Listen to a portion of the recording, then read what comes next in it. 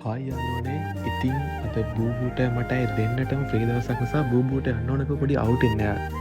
ඉතින් යාළුවනේ ඔයත් එන්න අපිත් එක්ක යන්න අපිත් එක්ක අවුටින් එක එන්ජොයි කරන්න ඔයාලත් එන්න ගිහින් බලමු අපි හිතුව මුලින්ම හාලොක් සිටි මෝල් එකට ගියා නම් හොඳයි කියලා ඊට පස්සේ අපි ගියේ නෙළුම් කුල බලන්න අර ඔයාලා දන්න නෙළුම් කුල්න ෆිල්ම් එක ගන්න ඕනේ හරිද ලෝටස් ටව එක ගැන අපි කිව්වේ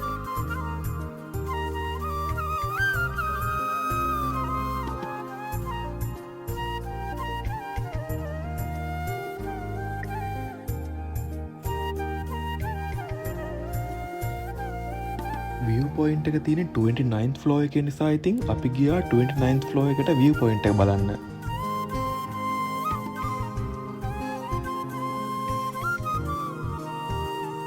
අපි දන්න කියන ගොඩක් තැන් ඉතින් මෙතන මාරම චූටියට පේන්නේ මේ පොඩියට ඉරිකෑලි වගේ පේන්න මර්බන් ස්ටේෂන් එකේ තියෙන කෝච්චිකුව පිළිගන්නවා